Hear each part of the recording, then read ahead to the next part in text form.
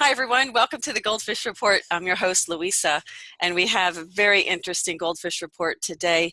We have visiting us a gentleman by the name of Kenneth Scott of the House of Cousins. He's a co-founder of the Pantera de Oro Private Society and Gemstone University. And folks, you are really going to like this interview.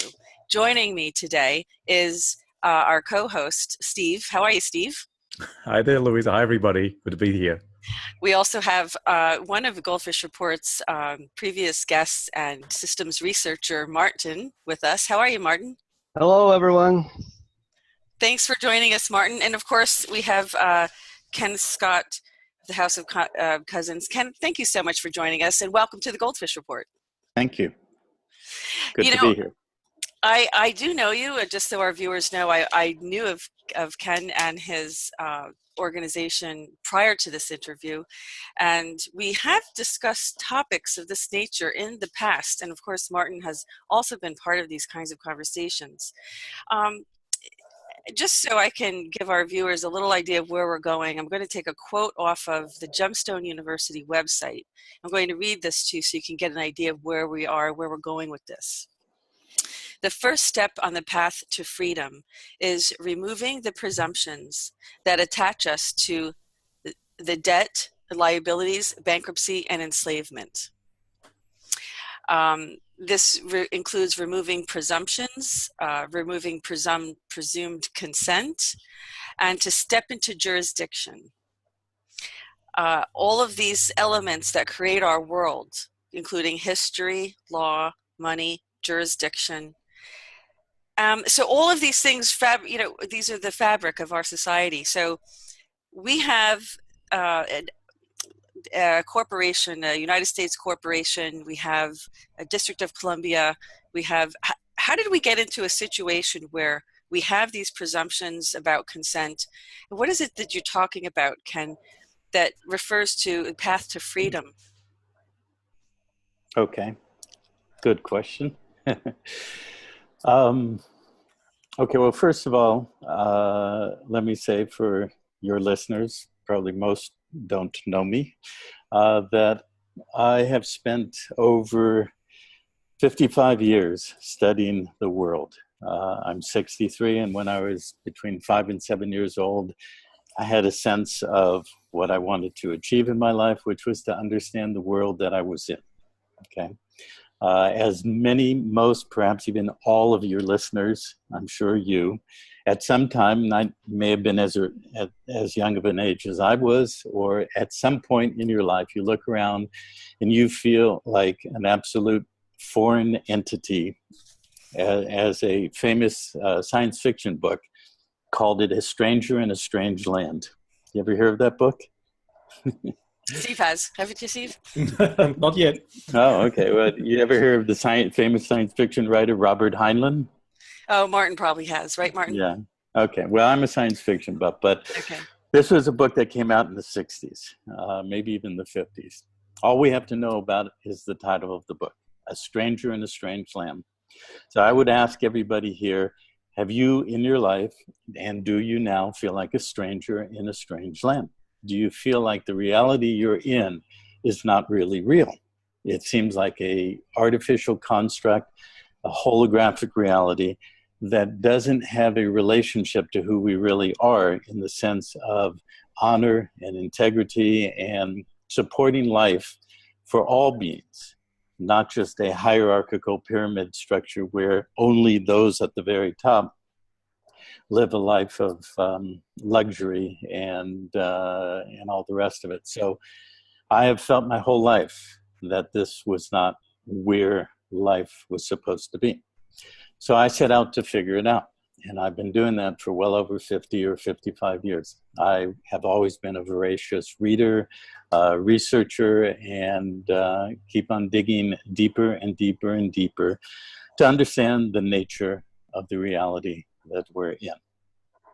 So along the way, about 26, 27 years ago, by a series of events in my life, I began to study law. And once I started studying law, everything. And prior to that, 30 or 40 years, I had read volumes and stacks of books, metaphysics, multidimensional reality, channeling books, the books that came out in the 60s and 70s. I'd studied religion, esoteric systems. I've been studying esotericism since I was a preteen, looking for the answers. When I started looking at law, it was galvanizing in such a way that I started to understand how everything was put together. And ultimately, that was my pursuit. How does it all fit together? I also studied a lot of science, and I started as a layman, not as a professional, but I studied quantum physics and things of that nature, and started looking at the nature of what the physicists were looking at, the nature of reality. How does quantum reality get created? Ultimately, one of the key points about quantum physics or quantum reality is that the observed, that which we observed, is not separate from the observer. So this starts telling us how we are really, in fact, the creators of our own reality. Okay. So once I started getting into law and understanding how law became a binding construct of the totality of everything I was looking for, then that firmly set me on my path. Once I got into it a little bit, of course, I had been in business since my early 20s. I grew up in a business type family environment. And I loved business. I was actually in the Gemstone business. And I traveled the world. I was in the jewelry and gemstone and metals business, and I traveled the world, and I met many people from many cultures, ethnicities. The gem business is one of the most universal businesses in the world. Everybody is fascinated with sparkly things and crystals under the ground and so forth. And so I loved business and I loved people. And one of my goals in life was also that I wanted to create the entire world as my home. You know, I did not want to be limited to one place or one, one reality. I wanted to be part of the whole. So once I started studying law and had that background in business, I came to understand that law is really ultimately a system. Like Martin is a system analyst. It's about a system and the creation of that system called money, right? So law and money are intricately integrated. They're really the flip side of the same story. It takes the law and the legal system to create what we call money. And I also had a very strong fascination and interest in history. And so once I got into law and money, then I started understanding that I had to delve deeper into history and understanding the continuum of thousands of years of history to come to the period that we're in, to create a legal system and a law structure that created a money system that encapsulated the entire world, the world population, the land, the ocean, the resources, in order to control it and to control and direct the people of the world to essentially be the builders and creators of their own prison. I'm sorry, excuse me for interrupting. Their own prison, you said? Prison, yeah. Okay, so this didn't evolve out of the thinkers Plato and Aristotle, who was just trying to find the greatest way, find a way for the greater good, they're to rule for the greater good. You're saying this is not what they were thinking of, because that's policy. Yeah, I'm not necessarily saying that. I've studied classical literature quite extensively. I was into literature and linguistics and so forth. I've always had a love of language, so that also infused into my work and my study. Yes, we could have a discussion, probably fill a whole 2 hours talking about Plato and Aristotle and Socrates and so forth, but let's stay on track to the specifics of, I think that's Plato calling in right now. Yeah. He's got lots to say. Yeah. Well, Plato, what do you think?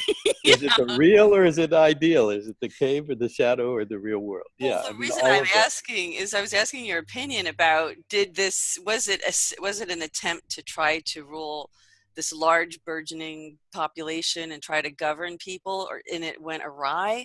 Or did it start out, did the seeds, were there rotten seeds to begin with? I mean, that's okay. Good question. And let's not answer that immediately. Let's have that very well as an underpinning of our whole conversation.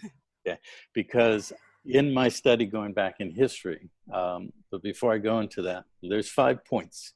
Law is a system to create another system called money, which has evolved over many thousands of years in the historical context to lead to the current world system, which is a quantum whole in order to bind and bond the world population by and in that system in order to entrain that population to become willingly, by consent, which gets back to the quote that you quoted, by consent to voluntarily bind themselves to be essentially indentured or bonded servants to that system in order to become the mechanism by which the resources, the real wealth of the world that comes from the land and the sea and nature and all of that, to be the mechanism to harvest those resources to build out the global civilization that we live in now, which in and of itself, when you look at it with the veils removed, is in fact a world prison, a system of imprisonment. I think I get what you're saying, and I'm absolutely on the same page. As you mentioned, quantum physics, the observer affects the result of the materia that's happening. Is it a particle? Right. Is it a wave? So once you create a mental construct, and you have enough people understanding this construct and believing in it, it actually has an effect on the hologram. So that's what you're saying. Is that right?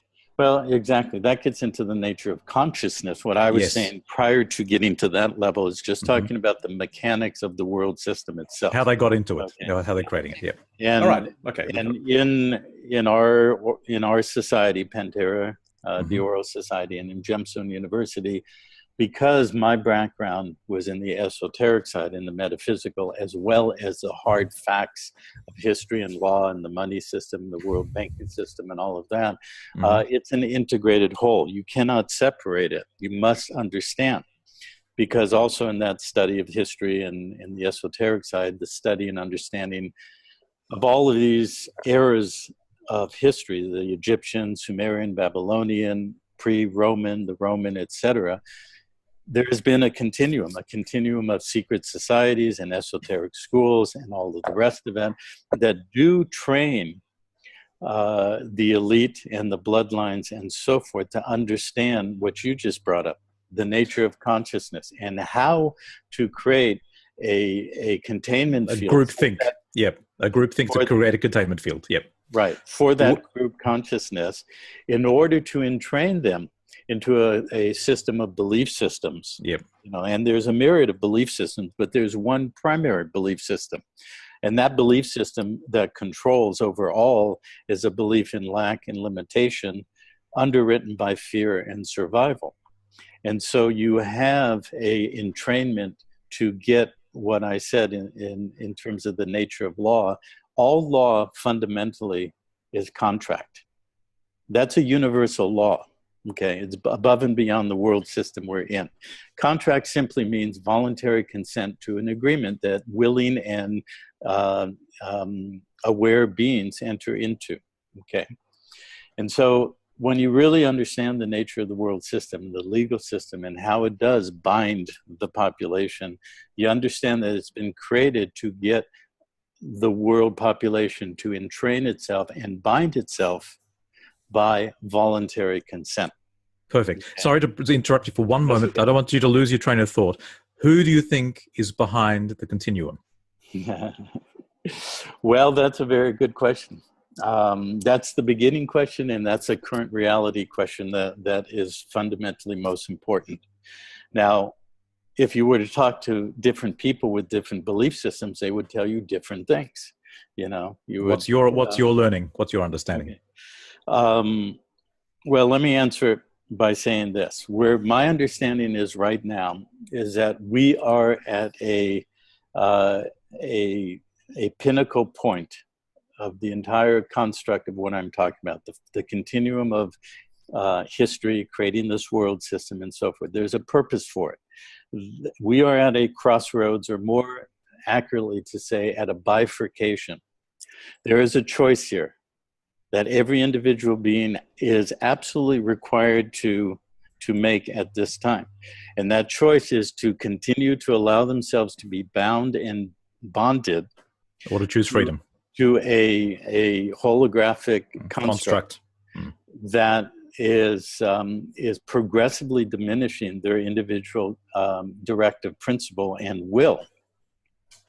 And we can see that now with the parabolic curve and the exponential growth of technology, going into transhumanism, going into the electronic reality that is all-consuming, and that, you know, the current generation is so willing to go into and so fascinated with that. But again, it's by agreement, contract, and consent. And so the bifurcation is to go into that containment field, or establish, as the quote that Louisa quoted, firmly establish within oneself a purposeful intent, by will and purpose and intent, to remove oneself, to sever the presumption of consent, and to remove oneself from being part of that entrained, bonded, energetic harvesting system. So, you know, the answer to the question of who or what, I mean, that's a big, long question too. All right, okay. Hold that thought. Go ahead, Martin. I got one question though.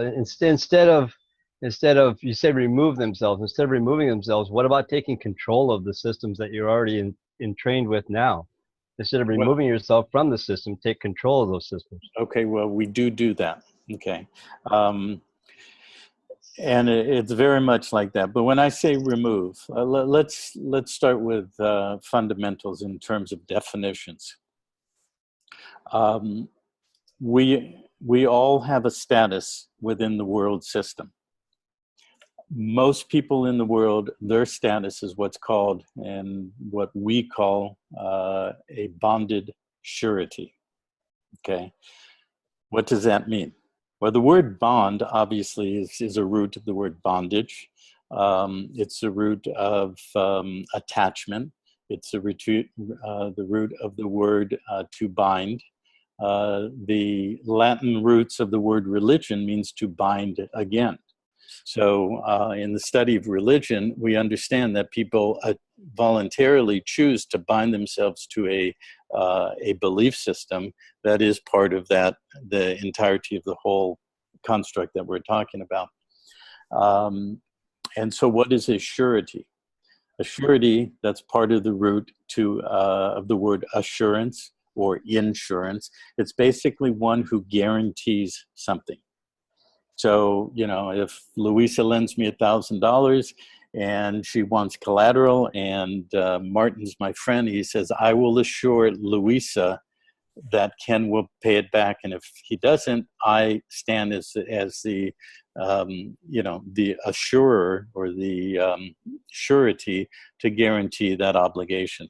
Okay, that's what a bonded surety is. And we are a bonded surety. We have allowed ourselves to be attached by bondage as a guarantor of a debt system. So the debt system is and I think we're going to get into a conversation about commerce and what a lot of people have studied in law in terms of the nature of commerce and how that works. Commerce is really literally the construct of how sureties attach themselves to debt obligations. The primary surety relationship we have is to what's called a franchise of a corporation. So when we're talking about, we're here in the United States, but this is true of every country in the world. Every country is a corporation, which is a fiction in law. And the United States is a corporation. All major countries and all minor countries, except for very few, as corporations, have been put into bankruptcy. And therefore, as far as bankruptcy goes, where the jurisdiction of where bankruptcy rules exist, that the control of those bankrupt corporations and the production of monetary systems like the Federal Reserve note or the English pound or the euro and every other currency, these are all debt instruments under the nature of commerce or commercial relationships that have become a global system. And when each individual living being is born, a franchise is created of those corporations. So it's no different than if I wanted to run a McDonald's business. I have to go to the parent corporation and I have to buy a franchise. And it gives me the license to operate that franchise with the name and the logo and all the rest of it, and obligations to fulfill to stay within the parameters of the corporate rules for me to run that franchise. Well, our relationship to the bankrupt corporation called the United States is the same thing. What people in the commercial arena call a straw man is not a straw man, it's a franchise. So the franchise starts its existence as a bankrupt entity. Okay. When we voluntarily accept our relationship to that franchise to operate in commerce in the public system, we accept the bonded surety status, which means we are bound to the debt that's created in the name of that franchise perpetually. So you're saying that we should release ourselves from the franchise totally and not work within it. That's the difference. Correct. Right. Okay. And there's more to it, of course, but that's essentially in a nutshell. Ken, I'm sorry to interrupt, but this is how it is on Goldfish Report. We've got different panelists here, and we just, it's like I told you, we were not. It's open mic. Question. It's open mic. Okay. The one word that keeps irking me, and I know you know what it is. Guess the one word that continues to irk me is this volunteer word, because to me, if it's not informed, it's not consent. If you are not informed, you cannot give informed consent. That's different. So it's based on fraud and deception is what it's based on. So go ahead. Because that word, I like, you know how I react to that. Right. Understood. As you do, I'm sure. But within the context of consciousness, and I've gone through all those layers. I've gone through every layer in terms of including the anger and the reaction and the polarity with things like, and I interface with and have done for decades, hundreds and thousands of people who have similar points and similar reactions and so forth. What I came to, and I don't know if we can really get to it fully in this conversation, we will try. But I came to understand by taking full and absolute responsibility and letting go of that concept that, no, it was not full disclosure, that it was fraud in the inducement, all those things that we use in legal language, and actually take full responsibility.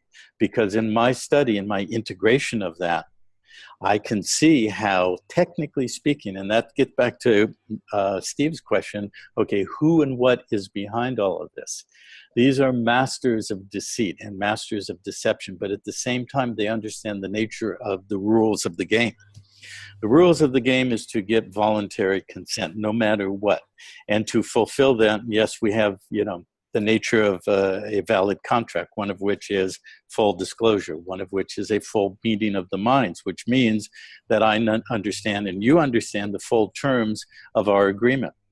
Now, from the esoteric side, what has been designed in literally over 5,000-6,000 years, the bottom line maximum principle in the esoteric system is a phrase which goes, which I'm sure you've heard, hidden in plain sight.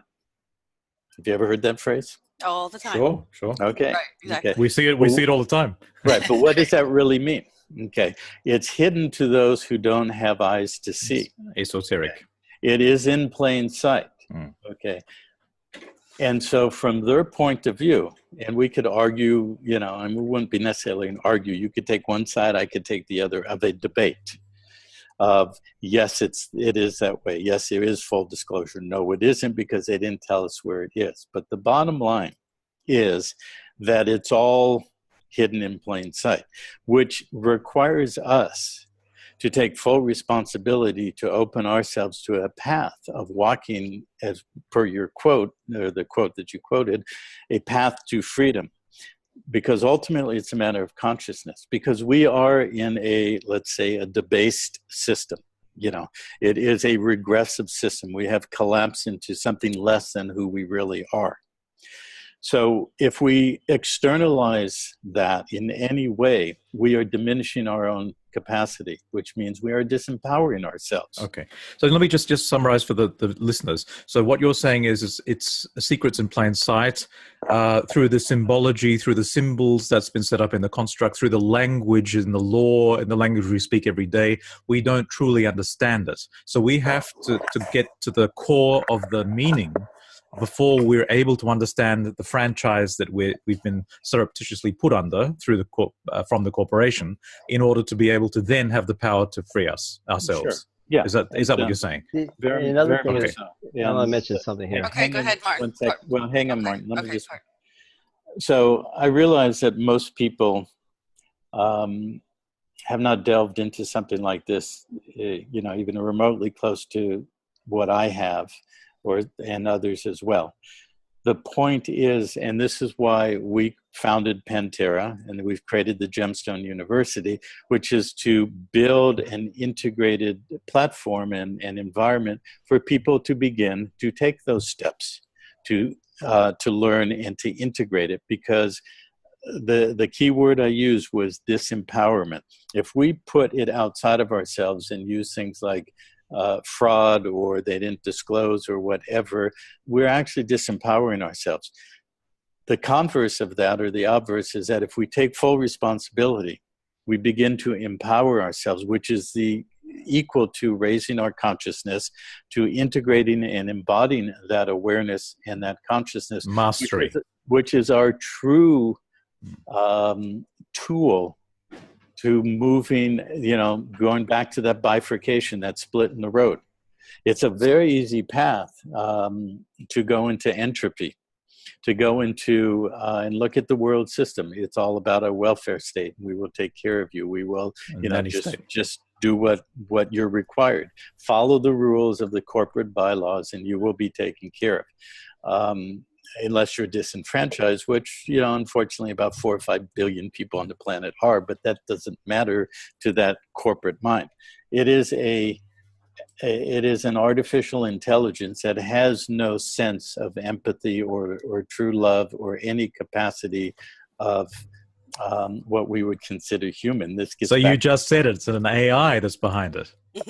Yeah. So, but they see that gets to your question. Let's put that off a little to later. Okay. All right. You said it. You spill the beans. Let Martin get in. Let Martin get in. I just wanted to ask a question. Are you consider yourself a Christian? No. No, you're not a Christian. Do you believe in a creator? Depends how you define creator. Well, what's your definition of creator? You know? Do you believe in a higher being that controls, that has the ability to grant no, because you talk about absolutely not. So you talk about esoteric, mm-hmm. in a sense. Okay, so I guess I need a definition of what you mean by esoteric. Is there anything out here that has the ability to guide and direct us in a way other than our own thoughts? Well, yes, but it requires, you know, I've had this conversation, this interaction with many, many people, many Christians, many people of other beliefs and faiths. As I said, I've been studying all religions, or most of them, for well over 40 years, including all the esoteric side. I have wrapped myself in the clothing of all those belief systems, the Christian and otherwise, to understand what they were about, what it was about for me, what it meant for me. Do I have an ultimate sense of the ineffable essence of all of creation? Absolutely. Is that something that most people would define as divine, something above the temporal or whatever? Absolutely. But these terms, creator or God or things like that, ultimately are constructs that are part of the deception in this hologram. Okay. Now, going on that statement there. The systems that we live within right now were created by man, and man had a belief in something greater than themselves when they created these systems that we are now entangled with, correct? Not necessarily. How do you know that men created it? It came through men, but what actually all right. created the system? Well, but you're talking about a system here of being an unjust system, an unrighteous system, a system that has no empathy, has no compassion, it has no morals, because it's set up on a corporate level. Corporate level, the only thing corporate world is about is the bottom line of profit and loss. That's the only thing that corporations have any concern for. So if these systems that were set up as corporations, then these systems that we are now in, it's what I'm driving at was just like you said. It's in plain sight. They give these clues out here. They say in these scriptures that they follow, that says, "Seek and ye shall find." That to them is they've given you a guideline, and if you don't follow it, well, that's your fault. That's not our fault. It's plausible deniability to what they've created because you don't go out and seek. So then they feel that they have this unjust right to say, well, hey, I'm sorry that you're feeling the way you feel, but you never took the time to go out. But in the meantime, we're going to make you chase this little green piece of paper out here, so you don't have the time, or you're being distracted in any way, so you won't have the ability. Like you and I, we've had the time to sit down and research and look at what's going on. The people we're talking to now on this call are chasing that green piece of paper or whatever monetary money they're chasing, and haven't got the time to actually sit down and look at these systems to a point where they realize, because this system we live in here in the United States was set up by the Christians. It's a Christian system. It's based off of the Christian theology, out of the Bible, and then the people that created it go back and say, well, look, we gave you all the tools. It's within those scriptures. We teach you every Sunday, but you're not paying attention, because everybody's looking at their Bible as a spiritual entity instead of looking at it as a guidelines of how to operate in commerce, because that's what it is. It's a commercial book teaching you how to operate within the guidelines of this system that we live within. Now, some of the things you said, I have to disagree with on a sense that you say we're bound. We're not bound in a sense, because my belief system, this is my belief, is that my creator wouldn't put me on this planet without giving me some sort of remedy. Now that remedy is, and I believe that the people who created this same system that we're living with now have that same belief, that their creator would not put them here without a remedy. And they know that if they don't show you the remedy, that they're going to be in breach of this sacred arrangement that they have with their own creator. So that's why they have all these keys out here. Seek and ye shall find, that you are, my kingdom is your kingdom. Well, wait a minute, what is your kingdom? If my kingdom is your kingdom, what is that kingdom? Well, according to the scriptures, that it says the universe is the kingdom. So wait a minute, so the universe is my kingdom. So how come I don't have access to the universe? It's because man has set up these limitations of my inability to interact with those kingdoms. So I found there's not a bond. We're not bound to it. What it is, they've set up a system of a Baylor, Bailey, guardian ward type system that once you understand, you have remedy. Well, that's a good analysis, Martin. And I think we're all getting. Okay, but Ken, go ahead. Go ahead and respond. Yeah. Let's look at the flow of current events on a macro scale, let's say just in the United States, except it is worldwide. For example, the subject of vaccines, okay? Do you think that all the parents who do not want to have their children vaccinated, who are now being moved into a situation where it's mandatory and binding that they have to do that? You talk about that there's a remedy, that you're not bound. But I can show you a vast amount of detail of how you are very much bound, even if you think you're free. Like you've used language like the Baylor-Bailey relationship. That's a commercial term. That's true. That has to do with property and who holds property. That's true. You know, there's a lot of people out there very advanced in the understanding of commerce. Well, I can tell you, let me ask you, Martin, do you have a driver's license? No, I do not. Okay. Do you, what is your relationship to, do you have any cars that you drive around in? I do not. Okay. How do you transport yourself? I use Uber. Okay. All right. And do you not have a car to move around in because that's what you want to do, is because you don't want to be bound in a driver relationship to the system? No, I choose not to, because at the same time, what I was done is I'm not involved in commerce in any fashion, because I told myself at one point I was not going to get into commerce until I understand how commerce worked, and I would have the ability to have control of commerce before I got involved in commerce again. This is where I'm at with learning the system. Again, this is a basic question I ask everybody I talk to. Would you create a system that wouldn't benefit you? Yeah, well, who created the system? No, I'm asking you. No, I'm asking you, would you create a system that wouldn't benefit you? If I had the control of a system, it would have to benefit everybody. No, it's not a matter of everybody says that again. Okay, fine. So it benefits. Don't you think that the systems that were created to benefit someone? Someone, but not everybody. So don't you learn, if you learn how those systems were to benefit that someone, can't you now make that system benefit you the same way it benefited them? Yeah, but then you're entering into a competitive. No, you're not. No, you're not. You are, you're learning their system.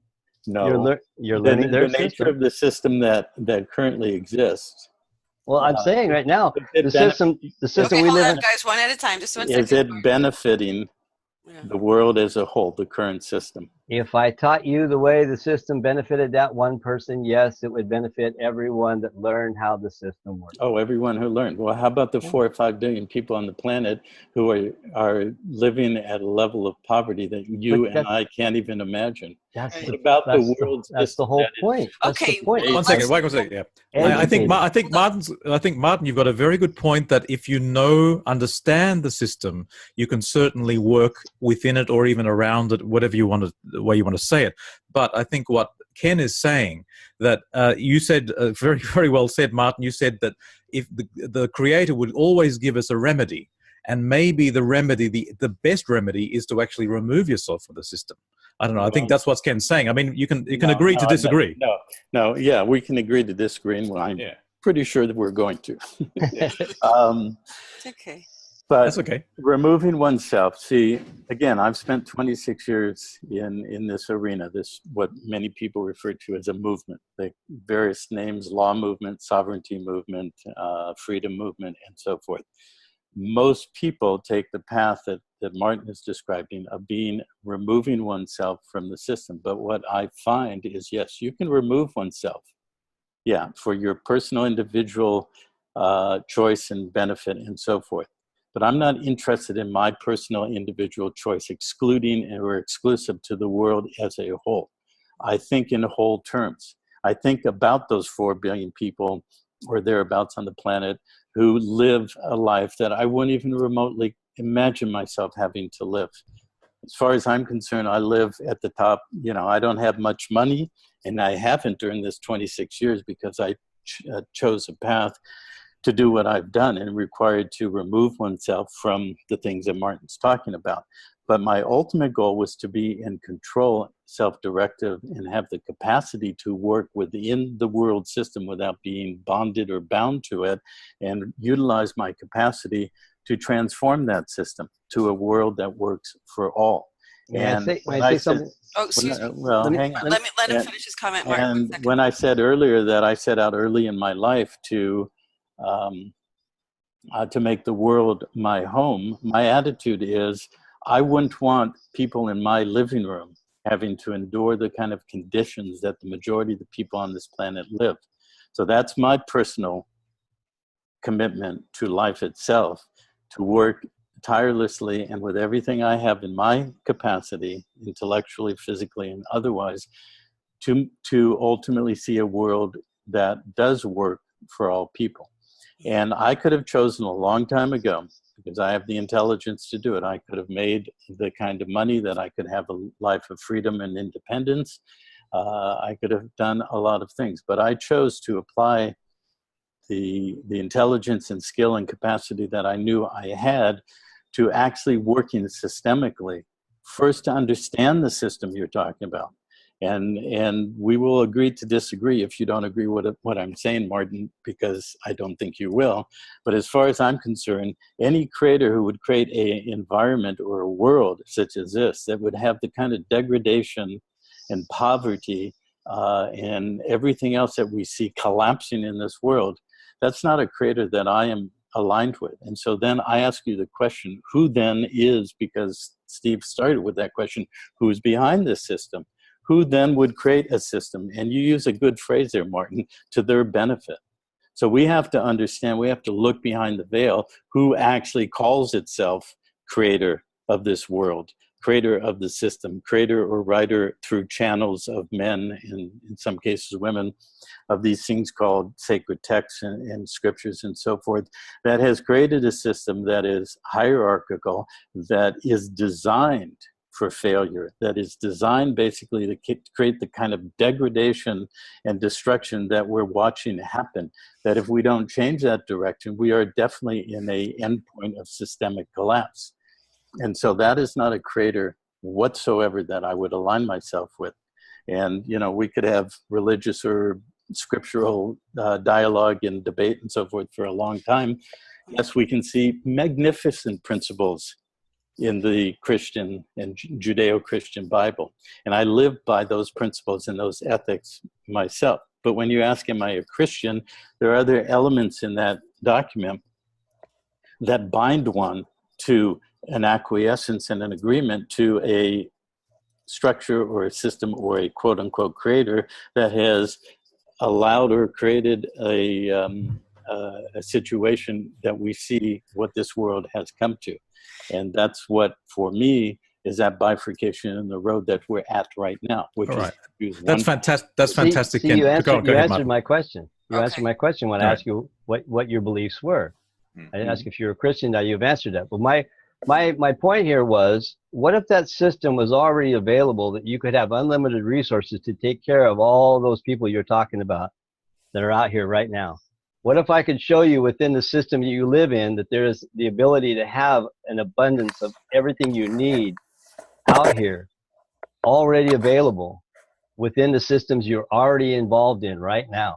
Everything I need, or everything you need or anyone else needs. It's all there. Your creator granted it to you already. He granted you the universe. He granted you all the resources here to use to be beneficial to you, but they've been stolen from you by other people. But now what if I show you that they can't do that without being in harm to themselves with their own creator? So then so they've shown a remedy. There's a remedy out here that they have to create so they can say, well, I showed them, but they didn't listen. Mm-hmm. You know, it's right here in front of them. Like you said, it's right there in front of you. It's right there. You know, what was the statement you made? It was about hidden in plain sight. Well, that remedy is right there in front of you. Okay, so tell me where to define, or to find and define for me that remedy. In the law of equity. Mm-hmm. Under the exclusive equity jurisdiction, it's right there in front of you. Learning exclusive equity and learning how that system works will free you from the bounds, you say, binding, because what happens is they've created an estate. They have to create an estate for you to be able to access, to get rid of all this debt, because Jesus sat on the cross and he said, look, you guys, I forgive you of all your sins. He's your trustee right there. Boom. Bye-bye. But see, people don't understand what he did. Right. People don't understand trust law. And Martin, I think we had talked about this a little bit when we had it's okay. We talked about this a little bit when we interviewed Winston Shrout. And, you know, look, these are really in-depth. Each of these topics we're talking about can go into different, 2-hour interviews in and of themselves. On each detail. Exactly, and all the details. And, we're at different levels. I mean, just from us on this panel here, we have different levels of knowledge. Sometimes that can get us into trouble, though. So how can, like, for the viewer who's listening, we went from 0 to 60 in 3 seconds. I'm sorry, I do that every time. I know. It's okay, but Martin's excited about this, and that's why he's a researcher. No, we like passionate people. Absolutely, because these are people who are going to help bring it to fruition. So with the best intentions. So I agree with what you're saying, Ken. I mean, I feel like I was born on this planet. I shouldn't have to pay to live and survive here. This is the most ridiculous, barbaric, idea and concept. It's barbaric. And so, but again, the reason I bring up the informed consent is because in our society, anywhere that you do research, you conduct research. You have a board called the Institutional Review Board if you conduct research with human subjects. So we're dealing with humans here. So when we deal with human beings, there's rules to govern that, and that is there must be informed consent. So let's see, what were the old trials, the Tuskegee experiments? I mean, they all taught us that you just cannot take the free will of somebody and do whatever you wish with it because they don't know, because they're ignorant. There's an ignorance involved. And Jesus said, not being religious, but just like Martin said, there's very good points. There's jewels in the book, the Bible. My people will perish for lack of knowledge. So what Gemstone, I think, is trying to do is provide those steps to this knowledge. And I'm trying to get back, let me just rewind a little bit to get back to a more simple, how does the viewer relate to this? This might have gotten a little bit overhead, but I knew that would happen because this is the nature of what we're talking about. It's a system that is convoluted, it's a system that is complicated, and most people in their lifetime don't even know about it, let alone try to understand it and try to get out from under it. So let me go back to this whole concept. Maybe we should start with these laws that were put in place. Let's get back down to the ground a little bit. The Act of 1871 is something we've talked about, which created the corporation status of the Washington, D.C. and the Corporation of the United States. We started with, you can start from there.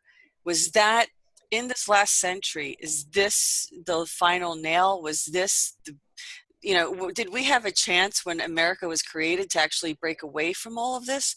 And what happened? What went wrong? Well, there are demarcations in the historical continuum as far as the United States of America is concerned. 1871 is an important one. But then you ask the question, did we have a chance? Really, ultimately, the answer is yes. But that chance is what we're doing right now. Okay, there is an absolute crossroads that we're at right now in terms of fulfilling the answer to your question. A subset of that question would be, were the events of 1776 through 1791 actually setting up what people have been indoctrinated and taught in the schools and otherwise to be actually the events that you're talking about? Was there a freedom that was established at that time? And this is a very big question that takes a lot more than we have time to answer, but in many respects that answer is yes and no. There were principles and constructs that are totally unique on the world system in terms of the construct of a nation or a country. But at the same time, there's a vast amount of disinformation, illusion, and misconstruction of very few people. In fact, most of the people I've encountered, even in the law movement, even understand as to the nature of the events of 1776 to 1791, because 1787 is the Constitution, the first presidency started in 88, but the Bill of Rights and other things were still yet to be in place in 89, 90, and 91. So that's why I put in those time frames. Most people don't understand that. They don't understand the Constitution. They don't look at other documents in that period, such as the Treaty of Peace that was issued in 1783, and something called the Treaty of Versailles from 1782. The Treaty of Versailles was a debt instrument. It was bonding the United States that was created from 1776 to 1781 to the debt that was all the money borrowed from France, which really France was a straw. You talk about straw man. France was a straw man for the King of England, who was a straw man for the Crown, which was a straw man for the Vatican. Okay, and always so, to the Vatican. So George III, as the corporation sole holding the monarchy for the Crown, is fighting the Revolutionary War, and then the United States, or the declared free and independent states, are fighting that war and borrowing money from France as their allies. But France, if you read the Treaty of 1783, peace treaty, it starts by saying King George III, in multiple personalities, is the King of England, the King of France, and a couple of dukedoms, which go back to the Germanic line that he was from, go back to the black nobility of the Venetian black nobility, and things like that most people don't understand, and continues to say that he is the Prince Elector and the Arch Treasurer of the Holy Roman Empire and the United States of America. Okay? Right there it says he is the head guy, because Prince Elector goes back to how the ownership of land was established in the 900s, and the Holy Roman Empire and Emperor and how that was established. And there's a vast amount of history in that. So George III is being named an arch treasurer as the if you own the land and you own the treasury, that's it. That is a country. Okay.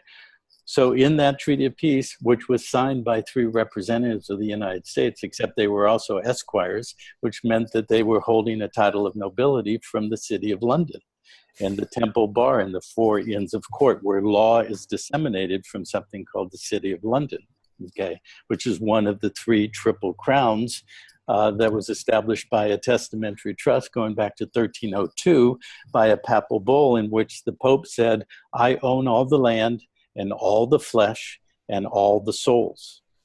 And so when you talk about binding and bonding, and Martin, you say that you're not bonded. Well, yes, you are. If you haven't properly and completely disassociated yourself from the bond, and you may think you have by doing certain processes with the birth certificate, but the birth certificate is a baptismal certificate. And the nature of baptism is immersion underwater. And when you are immersed underwater, you are effectively underwater, which means you're in debt, okay? You're actually in hell, because if you look in a law dictionary, the definition of hell is where the king kept his debtors in a chamber underneath the office of the exchequer, which is the office of the arch treasurer, which King George III was the arch treasurer of the United States of America. See, Steve, he did tell you who's behind all this right there. He just told you. Well, but that's not the ultimate one who's behind it. It goes But I'm beyond giving that. you a very quick summary of the layers of all of that to answer your question.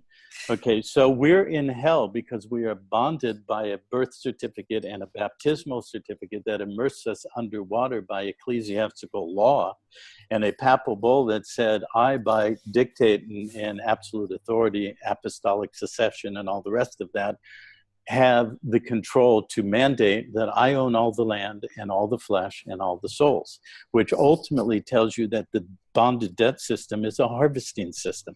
It's to harvest the life force and the capacity that we have as true creator beings. And so unless and until, because the nature of law and jurisdiction is bondage. You know, you look, like I said, religion means to bond again. You're Can I not say kidding. something real fast? You are not kidding. Can I say something real fast? So hang on one thing. So when you ask about the inception of the United States of America, which United States of America? Because there's multiple ones. Which president? There are multiple ones. Okay, so there are only 2 places where the United States of America is mentioned in the Constitution. It's mentioned in the preamble, where the people of the United States go through a few steps, establish and ordain a constitution for the United States of America. But I just told you that that United States of America is owned by the monarch of England, which is owned by the crown, which is owned by the City of London, which is owned by the Vatican. Okay. So all of this was to create this triple crown to encapsulate the world through the bondage of law and monetary constructs and the uniform commercial code and commercial secured interest by being bonded sureties against monetized debt. Okay. So hang on, Martin. So it mentions that the United States of America. So in other words, the Constitution is a contract between the original states that came together as a confederacy and the Crown of England. And then in Article 2 of that Constitution, the president, it says there shall be a president of the United States of America. So the office of president is a corporate office from the beginning for the Crown of England. So that's how we started. He's a CEO, in other words, right? Well, he's a CEO, but of who? Of the United States of America. Corp, right. Corporation. Which the 1783 Treaty of Paris, or Peace Treaty, established was under the monarchy, which is a corporation sole, which is a continuum or a perpetuity. That's an office that is perpetual. So whomever is holding, which is now Elizabeth II, that chair or that office owns the United States of America and always has. Okay. Go ahead, Martin. What's your comment? Sorry, Ken. Ken, I got to ask you something. Sure. You make a claim. Say that you make a claim of ownership of a car, right? Mm-hmm. So if the car needs new tires, who pays for the tires? The person who thinks he owns it. Okay. So you just got you making a statement that this papal bull said they owned all the earth, all the souls, all the bodies, everything, right? They made a claim, right? Correct. So send them the bill. Yeah. I'm serious. I mean, they're making a claim. That's a good they're point, making Martin. a claim. Good point, Okay, it's a very good claim of ownership, right? All right, hold on, Martin. Let me answer. Okay. Are you familiar, Martin, with something called the Lieber Code? I most definitely am. Okay, are you familiar with the Hague Treaties of 1899 and 1907? I am very much. Okay, and you're familiar with the Trading with the Enemy Act? I am very much. Yes, okay, sir. You're familiar with the Emergency Banking Relief Act? I very much am, yep. Okay, and how would you define the term usufruct?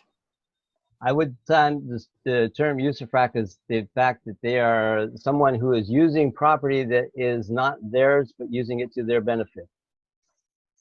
Okay, and so when you say somebody owns a car, who is the usufruct and who actually owns it? Well, in this system, the state claims ownership through the Department of Motor Vehicles, and you are the person who has the usufruct of that automobile. So that's why we send our bills to the state to get our new tires and get our oil and get our gas changed, and because they're the ones to make the claim under the certificate of title, which is not real title; it's a certificate. What do you have in a trust? How can you put something into a trust? The only way you can put it into a trust is with a certificate. Okay, so what my whole point is, if someone's making a claim under exclusive equity, hold them accountable to the claim they're making and make them liable for the claim that they have now made. I understand. So have you perfected your position in exclusive equity? Yes, sir. Okay. So you control the usufruct of the car that you actually don't have, but that's another question. At this point, I don't need. Yeah, well, that's fine. Okay. Yep. And that's exactly what we teach, Martin. So none of the things that you're asking are foreign to me. I'm very well-versed in the nature of equity. But in the public system, you don't have exclusive equity. You have concurrent equity, which is a martial relationship. Unless you express it. That's the point. You have to know it. Again, do you have rights if you don't know your rights? Of course not. Okay. All right. So that's exactly what we teach people. Good. So I applaud you for that. You know all these things, but under the Emergency Banking Relief Act and the amendment that act started with, that amended the Trading with the Enemy Act. 95B and A. Sure, Yeah. exactly. So all of this is what we teach people, but very Yeah. few people actually understand it. And so, yes, I understand everything you're saying and what the nature of ownership and military occupation and all the rest of that. It's a very complex structure, but to go back to Louisa and her question about, what is the path to freedom? How do you get freedom? How can you achieve it? You must integrate the knowledge. If knowledge without integration and application, as you're saying, is relatively fruitless. Yep. And I know a lot of people with a lot of knowledge, okay, but many of them can't get the car out of the door, regardless, or out of the garage, regardless of who owns it. Okay, they don't understand who they are or where they're standing or their lack of standing or their relationship to everything that we're talking about. Right. So ultimately, yes, we can debate things, but obviously you know a lot about everything that we do and teach in our organization and so forth, but very few people actually do. And there's a lot of misdirection out there in terms of commerce and so-called remedies and all of that. Right, but absolutely. What you're talking about... Said, hang on one second, Louis. When you said earlier, and I asked you what is the remedy, aside from any relationship to the biblical context you gave, and that's an exclusive equity, I absolutely agree with you.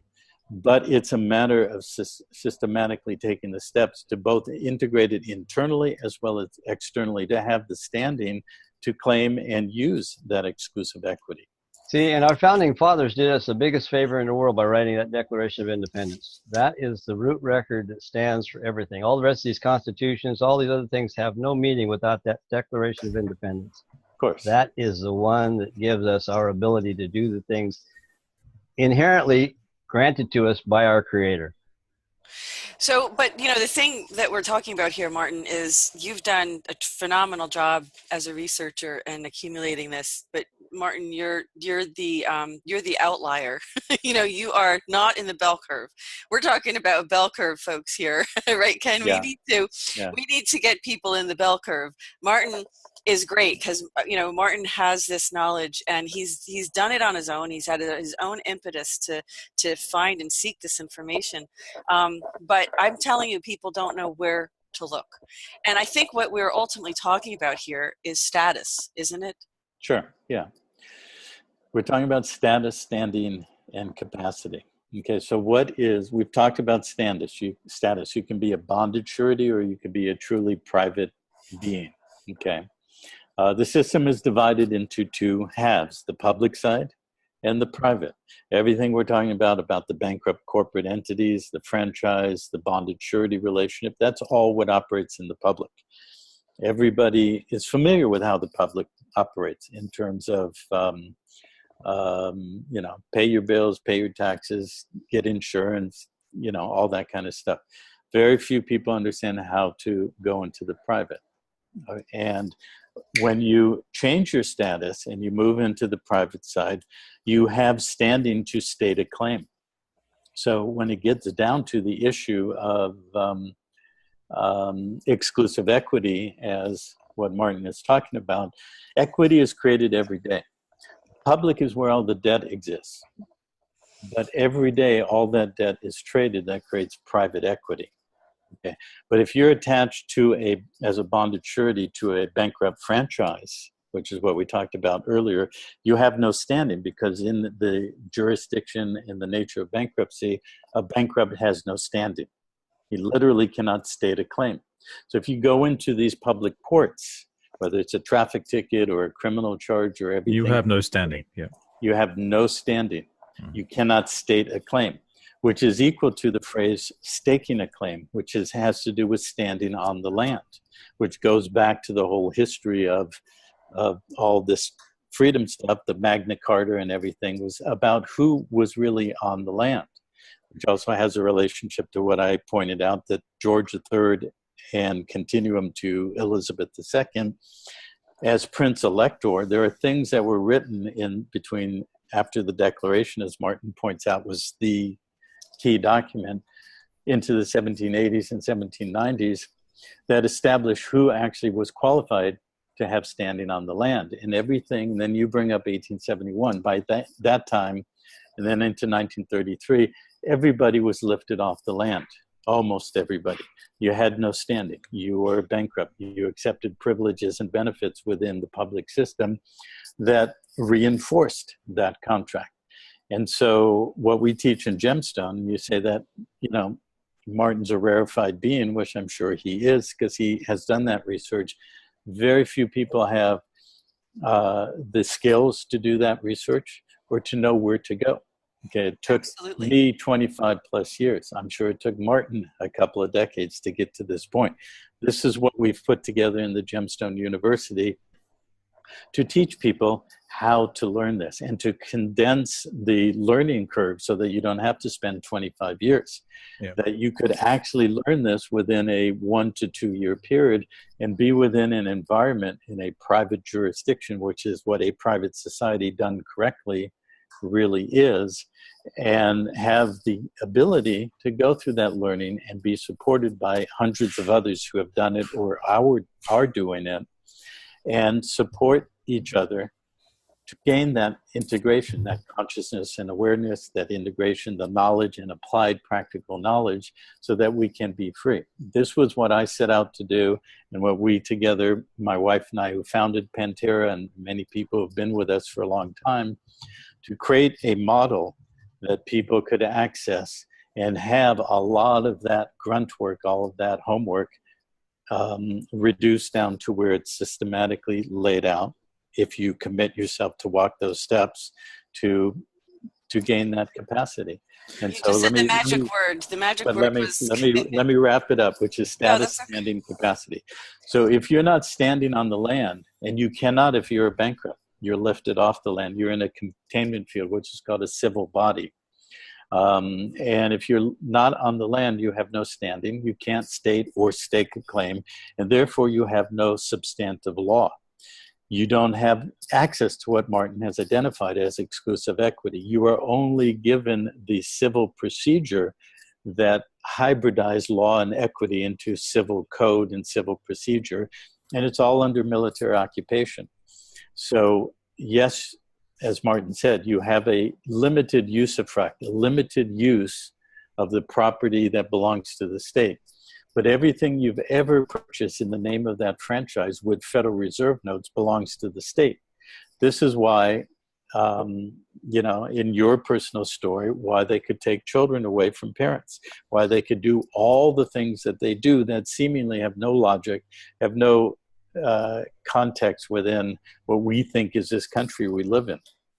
Okay, because in what I referenced, the Emergency Banking Relief Act, you read that, it was passed, it was the first act of this 73rd, no, it's not that, the first act of the 73rd Congress that was passed 5 days after Franklin Roosevelt was inaugurated, that established that the office of the president had absolute authority to do everything required to protect the money, and that was it. Everything is bonded as monetized debt, and it all has to do with the management, the administration of the money system, and all the people and beings and property attached to it. And it's all under the presidential fiat, basically. It's why executive orders, you know, everybody screams it's not constitutional. Well, you read that act, the Emergency Banking Relief Act, and it says right there, all orders, proclamations, et cetera, issued by the president to fulfill this act are pre-approved. Okay. Ken, just sorry to break in. What you're saying is fantastic. I think everybody's got a very good idea of how complicated it is, and that it's necessary to do a lot of homework, and that it's taken you many decades. Right. As you use the analogy, when you finally are able or have the understanding to get the car out of the garage, what does the world look like once the car's out of the garage? Well, you know, there's a Zen book and a Zen process where it says, you know, before enlightenment, chop wood, carry water. Okay. After enlightenment, chop wood, carry water. It looks the same, except your relationship to it is very different. And of course, it gives you the ability, once you're ultimately, as I said, who, the question was posed, who owns this system? Who created it? It was Yes. created by, let's just say, beings that had a vested interest in one thing, which was the harvesting of our life force and our genetics for their own purposes. You can look at the legal system and how that's all done. It's all about harvesting the genetics and the life force and et cetera, et cetera. Yes. So the money system is really illusionary to begin. Okay, so how does life look like for us? How is it different? Yeah. Well, here's where, for me, that third component, capacity. To hold a capacity, what capacity do we want to hold? We want the capacity to create. Okay. What do we want to create? Well, I want to create a world that works for every living being on the planet. Okay. And every, and that means every plant, animal, fish, and all the rest of it. That's what I want to create. In the limitation and the binding nature of the system we're in, we can't do that. Okay. So there's a construct within that old system that has delimited our creator capacity, right? Right. And whether you believe in an ultimate creator, or you say I'm a co-creator with that creator, or I'm one and equal with creation, or whatever the phraseology is, it's still the same. We are the incarnated being and form who's here on this planet, this material form.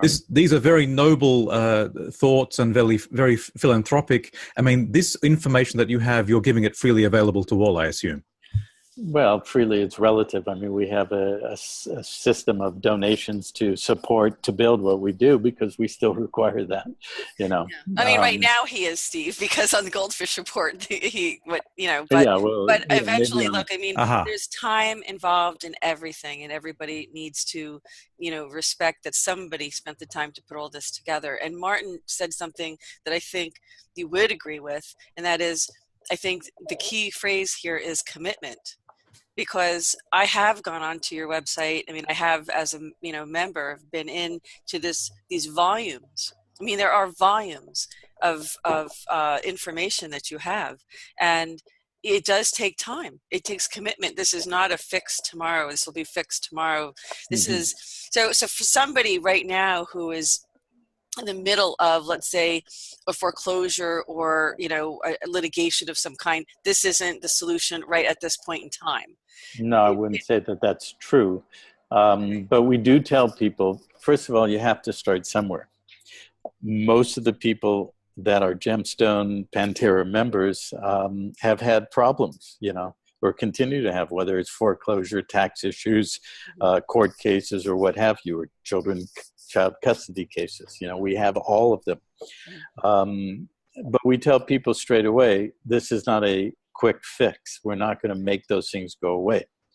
But what we are going to guide you to learn for yourself and understand, and be in an environment of support to do that with others doing the same thing, is how to progressively disengage with that, how to move through, we've made reference to the Bible, and there's extraordinary pieces of wisdom in there. One is about moving through the eye of the needle. Now, it uses a metaphor called heaven, and I don't necessarily believe in that. I believe we have the capacity to build heaven right here, what we would call a heavenly existence. But moving through the eye of the needle, because we're talking about all this stuff, military occupation, who owns the property, who owns your car, your body, your genetics, your children, how to sever those relationships, how to sever the presumption of voluntary consent. Because it is a presumption, and ultimately, yes, we didn't give it with full disclosure, even though it's hidden in plain sight. But once we become aware of it, that's when you must step forward.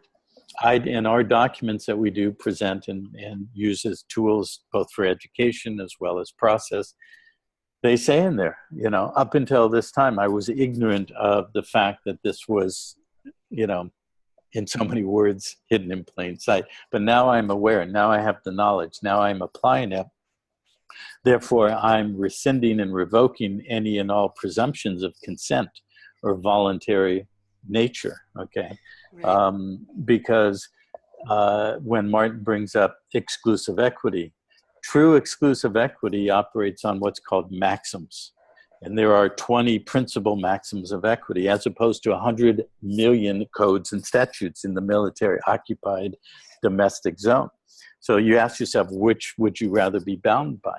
Okay. When you read the maxims of equity, they're very clear, and they're universal, eternal principles, okay, of equality, equanimity, balance, and so forth. But one of them refers to the nature of a volunteer. It says equity will not come to the aid of a volunteer, which translated means you have no capacity or standing to claim your equitable interests if you're still operating as a volunteer. So to change your status, you must properly and timely sever that presumption, sever those relationships. Have you changed your status to becoming a volunteer, Ken? Yeah, absolutely. Yeah. In what way? Well, one, of course, doing all the education and the research. Secondly, by... but you're taking Federal Reserve notes, or you're taking Bitcoin? That's how it's working. Well, as far as we have separated ourselves from that system and yet can use the system. Okay. I mean, one of the things that I noticed quite prevalently in the sovereign or the law movement over the last 25 years, you know, I knew a lot of people and interacted with them. They were brilliant masters of law in many respects, but their definition of freedom was to disconnect. And I don't use any Federal Reserve notes. I don't use the banking system. I don't do anything but gold and silver, and I don't drive and all those that. But basically, they still were in a containment box. They were free from that system. The system couldn't bond them or charge them or anything like that. But they were ineffectual in the world. Okay, so that third term capacity is the opposite of ineffectuality.